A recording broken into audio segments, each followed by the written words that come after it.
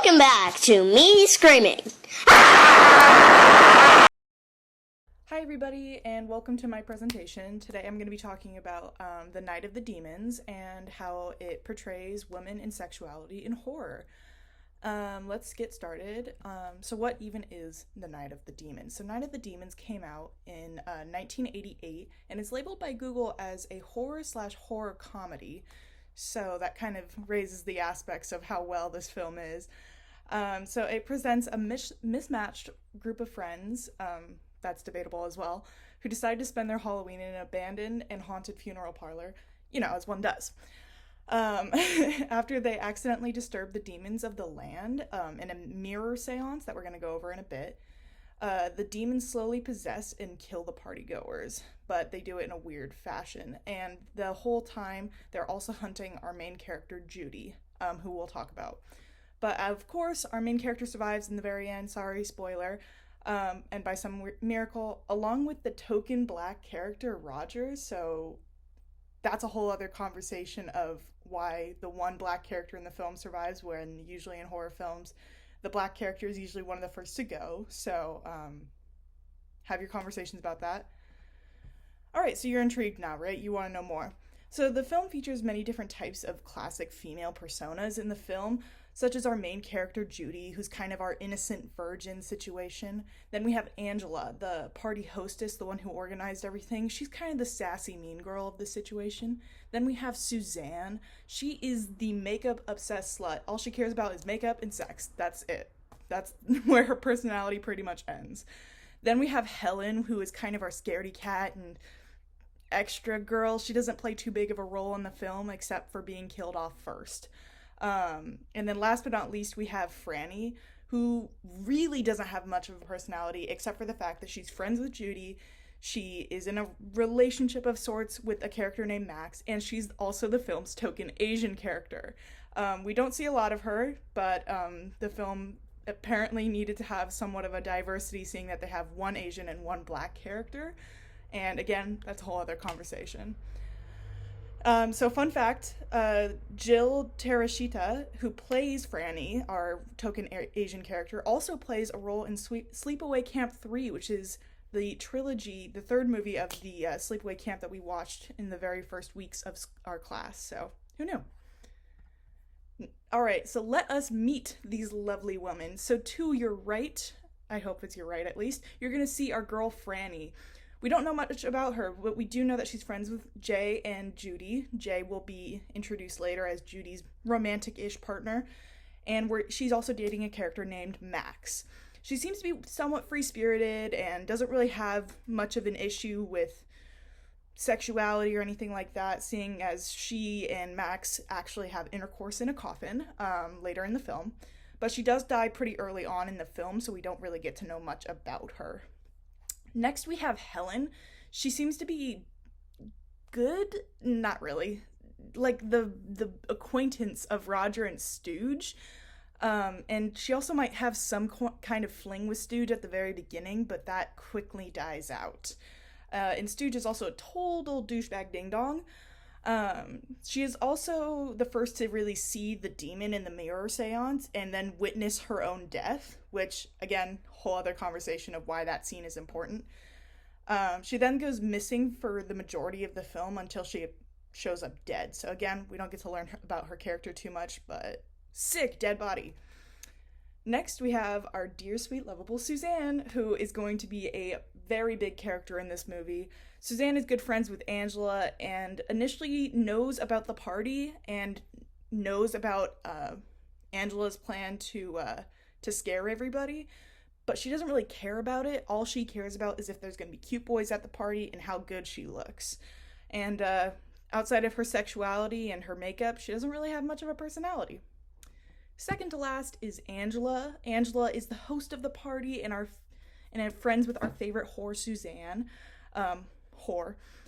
She is a little mystic and witchy, and she is told by several characters to be a little bit of an outcast and weird and against everybody else. Like, everybody's kind of weirded out by her, but everybody's like, if she's so weird and mystical and she's hosting a party, it's got to be a great Halloween party because she's the weird one. Which, in my mind, doesn't make a lot of sense, but whatever. And obviously she hosts this party and invites a bunch of these popular kids because she plans on scaring them, and that's how she's getting her kicks for Halloween. But then she becomes the main victim of the demon and the pretty much the focus of like who the demon is controlling for the rest of the film. So karma, I guess. And finally, we have our bad bitch, Judy. In our very first scene with Judy, she tries to be a genuinely kind person. She tries to help an old man after he drops some of his groceries from somebody else scaring somebody else scaring him. And even after he calls her, "You damn little whore," for no reason, she storms off and only calls him a creepy old man. So she doesn't even really insult him, she's just hurt from his insult. We're also informed that Judy stayed after school to help a drive for the homeless, so it is clear to the narrative from the very beginning of the film that Judy is a good girl, she's good, she's here to help, she's deserving. So is that why she survives in the very end? Because she's the good one? Alright, and then we also know that she has a love interest in the film. His name is Jay. Jay is kind of a jock type character, and she doesn't go too far with him and keeps her dignity. He keeps trying to initiate things with her, like right after he picks her up from her house, he tries to kiss her. She's not into it. She cuts him off because she's trying to keep her whatever. She's not ready yet, and that's totally valid, but the film is also portraying her as, since she's one of the only people who's really not sexual, she's the only one that deserves to live, which is wrong. And then once the possessions begin, she spends a lot of time running and screaming. She can't even save herself in the very end. If it weren't for the combination of Sal, which is a ex-love interest of Judy's, and Roger, again, token black character, she wouldn't have survived, honestly. Next, we technically have two other female characters, except we only see them for a brief moment. Judy's mom at the very beginning of the film, and the old man's wife at the very end. So these women are the only two other women in the film who are over the age of 18, 19, something like that. And because they are the older women of this film, the only role they play in the film is in the kitchen baking. So at the very beginning of the film, Judy's mom is making fudge logs, which Judy's brother points out look like sun-dried poodle turds. And the bitter old man's wife is actually baking in a pie for him for the morning. And at the beginning of the film, we are told that the old man bought apples and razor blades to put them in the apples to give out to kids because he hates Halloween and hates children. And then the wife of this old man serves him a pie. He eats it, and she made the pie out of the apple razor blades. So he dies, and she's totally cool with it. She kisses him on the head after he's dead, and like blood is everywhere, and goes, "Happy Halloween, dear," and that's how the movie ends. So even though she kills him, she does it through baking, so it really shows that once a woman is no longer youthful in the film, their main purpose is in the kitchen cooking. So that's a whole thing. Great. All right, so let me get to my point. We have all these characters, we have this long plot. What does it even matter? I actually have 2 points, which is really great. My first point is the women of this film are the sexual objects, and the men of this film are the sexual pursuers. And secondly, sexuality and terror are closely linked in this film, especially in the portrayal of women. So let me explain those. Bold statements, I know. Firstly, the women of this film are sexual objects, and the men of this film are sexual pursuers. There are many different scenes in which this is evident. Firstly, when Judy's little brother jumps out of the closet and scares her while she's changing. Immediately after he's done scaring her, for some reason, it goes to his mind to say, "Wow, but this is boobies, sis." Even her own brother, by the way, he's like 13 too, so the fact that he's even considering it this way is disturbing. Her own brother can't help but sexualize her body and can't help but make a comment on one of her sexual organs, her breasts. So in this circumstance, the brother is technically the sexual pursuer, and Judy, more specifically her breasts, are the object of sexualization. And because he is objectifying her breast, he is objectifying her entirely. A little later on in the film, we switch to a scene of Angela and Suzanne when they are at the grocery mart, gas station, something like that. And Suzanne takes advantage of the fact that 2 store clerks are ogling at her butt, so that Angela can go through the store and steal whatever party supplies they need. And though she is willingly participating in this sexualization of her body, it is still the men who initiated by looking at her butt and continue to look at her and see her only as this butt and not as a female customer in their store. So yes, in this circumstance, Suzanne's butt and then her entirely become a sexual object, and the 2 store clerks are these sexual pursuers, both of them, of course, male. Once everybody is at that party, again, we have another incident with our girl, Suzanne. She is warming her butt, again, her butt, by the fire, intentionally trying to get some attention, of course. We know that she's very interested in the attention of the men. And she does receive it from some of the guys, including the man who lit the fire, Max. Now, if you'll remember, Max is Franny's boyfriend. They're very much committed, very much dating. This is the most solid relationship we are actually shown in the film. But even Max, in a committed relationship, can't help but stare at Suzanne's butt until Franny comes back and literally shoves a beer into his face, trying to tell him to cool off. So, and she's somehow okay with it as well. She kind of just laughs it off like, oh, boys will be boys. And again, sure, this film does come out in 1988, but I feel like that would have been a little bit more of an issue of watching your boyfriend genuinely ogle at some other girl. But again, Suzanne's butt in another different scene of the film is being objectified by the men of the film. Not only is it Max, even though he's the closest to her and the most watching her, also by Sal, Stooge, Jay, all of them. They're all watching her. Later on in the film, we also see a depiction of Angela in a sexual context, which was interesting because as far as we knew, she was not really interested in being sexual. But this is after Suzanne kisses Angela and possesses her with the demon spirit. I'll get into that a little bit later as well. So she does pass on this possession to Angela. So the demon is really controlling Angela at this point. And so Demon Angela, performs this kind of mystic dance in front of Sal, and then a little later on, Stooge comes and watches her as well. And during this dance, Angela kind of does a lot of sexualized moves, like moving an arm up her breasts, and at some point lifts her skirt in a spin to reveal her underwear and sexy thong stocking situation. And no matter how weirded out they are by the fact that Angela, the weird one, is dancing out of nowhere and doing this weird mystical dance, neither of the boys can really stop watching her. Eventually Sal leaves, but not until after Angela is really done with her dance. So again, we are witnessing the men being the sexual pursuers, even if they didn't really want to be, even if they're weirded out by this girl, they couldn't help but they can't overcome their sexuality. And Angela is becoming a sexual being only when she is possessed. And so she is, because the real Angela, who's inside of this body and somewhere hidden in behind the demon, doesn't consent to this kind of dance and doesn't really have any want to be sexualized. Her body, without her permission, is being objectified by the men of the film, and she is no longer human in more ways than one. And last but not least, one of my favorite scenes of the film of all time is right after Jay and Judy kind of break up and Suzanne is still possessed. Jay finds her in a corner of a weird room, and her makeup is all over her face in the shape of a heart, which is what she had drawn on her face, along with some other drawings that we're going to talk about later.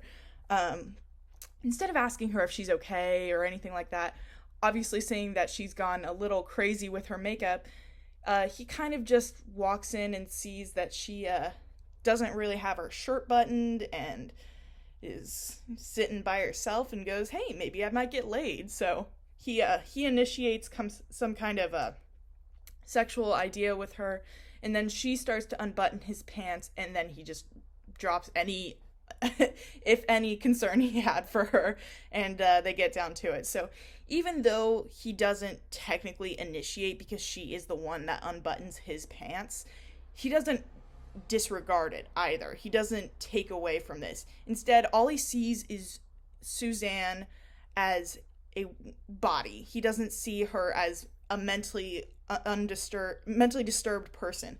Clearly something is wrong with her, but he doesn't seem to really mind or care. As long as he gets laid at the end, that's enough for him. All right. So these girls are getting sexualized by the guys. So what? Happens all the time. Well, it's important. When the women of this film are constantly treated like sexual objects, it doesn't leave much room in the plot for character development, not only for the women, but for the men as well. We as the audience can't be very invested in the characters when we barely know them. When the characters are killed off, we don't feel sad that the characters go because we know so little about them. All we know is that, oh, this person had sex with this person had sex with this person, or she did a weird dance, and so on and so forth. We don't really know their characters before the possession, and only know the sexualized context version of these characters after their possession. And again, we'll get into that point a little bit more later too. In Tiana Modolinsky's work, The Terror of Pleasure, the contemporary horror in film and postmodern theory, she writes, "Finally, it should be scarcely needed to point out when villains and victims are such shadowy, underdeveloped characters and are portrayed equally unsympathetically, narcissistic identification of the part of the audience becomes increasingly difficult." That's on page 263, by the way. Therefore, the audience cannot relate to the characters as much as, besides the shallowness of this sexuality, all we know is men and women are attracted to each other in the film. That's really all we get. That being said, we do know a little bit more about Judy, but just because at the very beginning of the film, and that's just to establish how much of a good girl she is. So because of this, the film is really, honestly, less successful in creating a sense of horror because we don't care about these characters that much. And let me continue. Not only are the men and women used in different ways in the film, but because of this, they must perform their gender. They must identify. And definitely the best example of this is Suzanne, who is so obsessed with makeup, who wears this frilly pink dress. She really just emphasizes how much of a girl she is. And especially with Jay as well, who's this jockey character, and Stooge, who is kind of a douche. They really establish how much of a tough guy they are and how much of a man they are. Like, they barely even ever... I don't think either of them really scream in the film, even though they both die in the end. I know that Stooge, when he gets bit in the face, he lets out kind of like a gurgled, angry sound, but it's not fear or terror, it's more pissed off.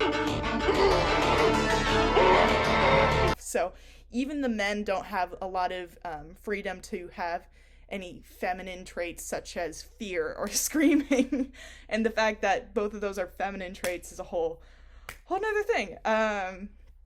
So Ernest, I'm gonna butcher that name, by the way, Ernest Mathis, I think it's, the J is silent, so Ernest Mathis and Jamie Sexton agree with this notion in their chapter Gender and Sexuality. They say, ultimately, the performance of gendered reception can become a tool that is applicable not only in cases where audiences see themselves confronted with films that harbor a clear desire to shock, transgress, or present performances of non-normative sexuality, but towards any film, and that's on page 116. These performances not only go to reinforce the horror sexuality complex that we discuss more next, but they also go to just decrease the value of this film. Again, we are presented such basic female-male characters that we don't get to know more about them. All right, now my other point. Secondly, my second point is sexuality and terror are closely linked in this film, especially in the portrayal of women. So the lines of what is sexual and what is scary in this film are really blurred. The first time we really experience this confusion of whether we should be scared or whether we should be turned on is when Suzanne kisses Angela. Now the audience knows that Suzanne is possessed, and when she kisses her, she is giving part of this possession to Angela. So that is the part where we are fearful.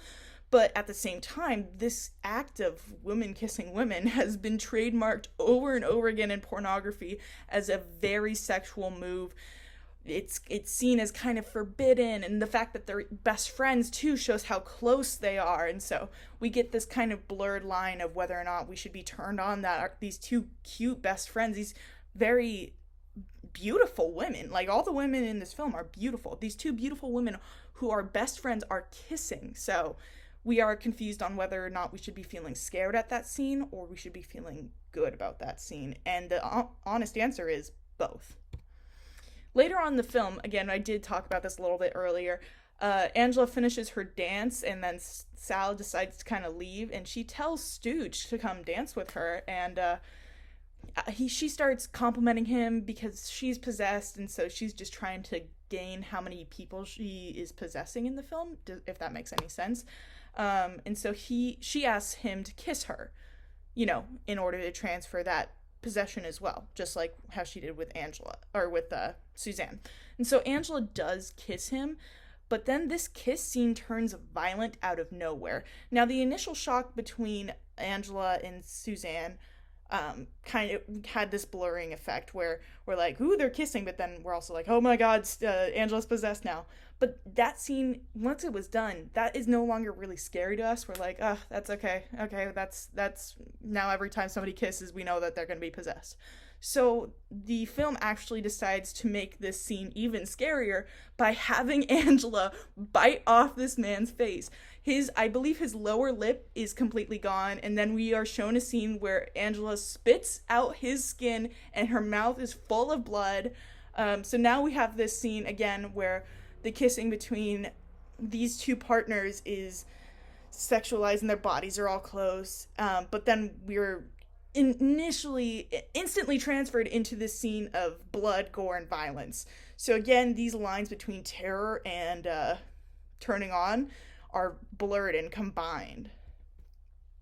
Alright, and next scene is probably the best scene of the entire film. I can't help but talk about it. And it's one of the best examples of how sexuality and terror really combined.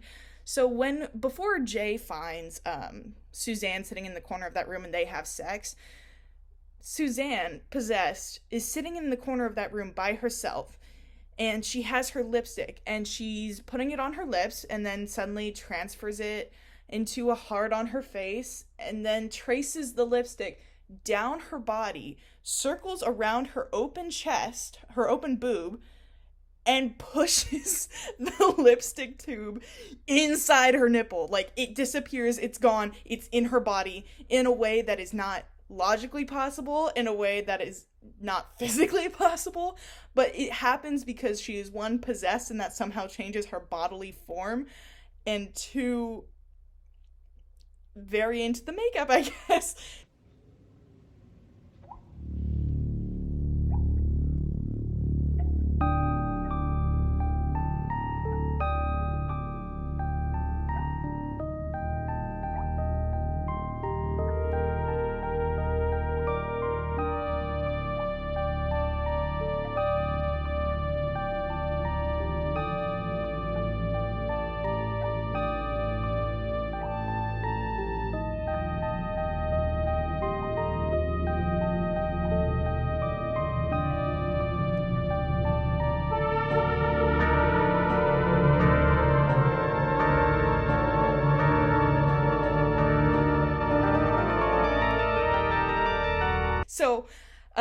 So we do have this sexual scene of lipstick, which is a sexualized object really throughout the film, because every time she's putting it on, the boys are watching her, and she has this mirror and she wears it all the time just to get their attention. But now we're getting this lipstick drawn around her sexualized body, her breast specifically, and it's an attractive scene. It would turn on the audience initially, until it goes into her, and that's where the horror starts in, because we don't know how this is possible, why this is possible, and how the demon is changing her body to do things that no other human body could do. And so we are horrified by this scene, especially because not only does she stick the lipstick in, but she sticks in like her whole middle finger just to like make sure it's in there too. So how deep is this hole in her body? We don't know. The next scene after that, right after Jay and Suzanne begin to have sex, she does initially show us a full frontal of her vagina, which is the first time we see that in the film and really interesting. And then she goes to initiate sex, so she is riding him, and some part of her demon-possessed brain makes her say, "Don't look at me." Obviously, Jay is confused because they're in the middle of having sex. Why wouldn't he want to look at her? And she keeps saying it until she's writing, she's moaning, and it's weird. It's sexualized until her face turns into the demon face, and she pushes in and pops both of his eyes. So that's how he dies in the film, is her pushing in his eyes. But not only is she pushing in his eyes to kill him, but she's doing it while having sex with him. She is still going and still having sex with him as she's killing him. So again, you can clearly see the link between the sexual side of that and the terrible side of that, and how they're closely tied, the terror and the fear versus the sexuality. And the fact that we see full frontal for the first time right before this super gory, super bloody scene is very interesting and shows how closely linked they are. So what does this really mean? So why is it important that horror films have this kind of sexuality and terror link, especially in this film in particular? As Linda Williams says in her piece titled "Film Bodies, Gender, Genre, and Excess," the body spectacle is featured most sensationally in pornography's portrayal of the orgasm, in horror's portrayal of violence and terror, and melodrama's portrayal of weeping. That's on page 4. Both viewing of the horror and the viewing of the sexual context gets the audience's heart pumping and racing, and they excite the audience in more ways than one. So when you combine them, it has somewhat of a stronger effect on the audience, because you're taking one way for the heart to race and another and putting them together. So not only does this confuse the audience, but it makes them it makes them hyperventilate in a way, because the film is jerking them into a switching back and forth consistent change of thought between sexual and terror. And let me keep it going. Because these gendered roles perform and act in different ways in the film, the way that the audience receives them is also based off of gender. For example, because of most of the women are used sexually and or killed off pretty quickly, excluding our lone survivor girl Judy, of course, it is hard for the female audience to really relate to anybody in the film. The men of this film seem to control the narrative, seeing that it was Jay's idea for them to really split up and search the house, and therefore a male audience may feel more able to connect. Again, Mathis and Sexton say in their piece, the notion of the male gaze also posits. The notion of the male gaze posits that female viewers will have difficulty finding anything in the film that allows positive, empowering identification, thus implying that a female viewer is powerless in her search for enjoyment, a victim, or someone passively undergoing the film. And that's on page 108. Seeing that this film went to make on more movies and a remake in, I believe, 2008, 2009, we can classify this film as a cult film, and therefore a male gaze is already imposed on it. So it doesn't really matter for us that these women are sexualized and then their sexuality and the terror of this film are linked. It was never meant for a female audience to enjoy and to understand. It was meant for a male audience to enjoy and understand, because that is what a cult film, for horror at least, does. And the female characters in this film rely on and depend on the male characters of the film in order to have a purpose, both as this sexual object and as arm candy, and a narrative, really. We don't have a plot without the males really driving it.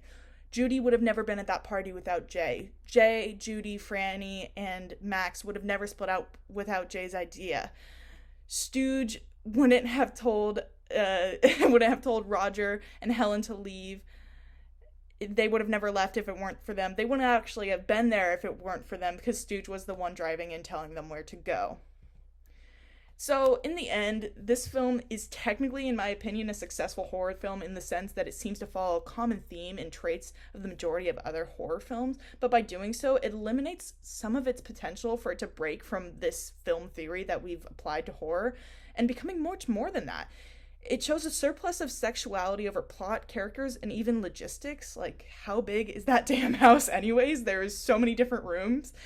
And though the audience is presented with a creepy plot, attractive characters, and a lot of weird ways to scare their audience instead of jump scares for the majority of the movie, such as Angela burning her hands in the fire, which was a beautiful scene.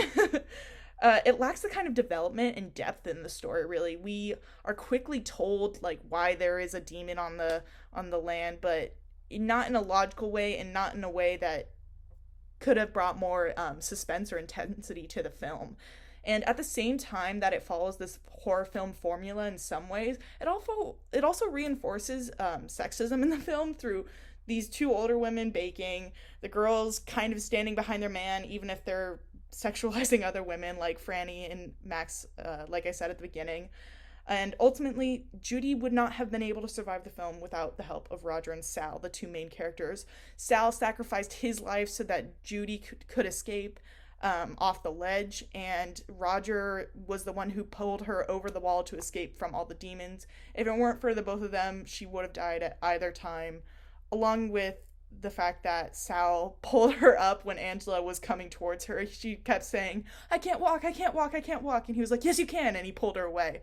So there's multiple occasions where the female characters definitely do rely on the male characters of this film, which only goes to reinforce how much the male characters are important, how much the male gaze is imposed on this film, and how much the female characters don't have a lot of representation or empowerment.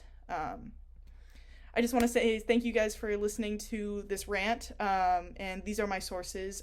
If you haven't seen Night of the Demons, I highly recommend it just because it's such a weird movie to watch. And it also does have a lot of good points about film theory in the way that we perceive horror. And the fact that there's not that many jump scares in the film makes it really interesting because our modern day horror film does have a lot of jump scares and blood and gore to scare the audience. And this one had some psychological aspects and some creepy, weird, not your average horror film aspects. So there's definitely some pros and cons to the film. But yeah, if you haven't seen it, definitely check it out and watch the other two sequels and maybe even the remake, which came out in 2009, I believe. So thank you guys so much for listening.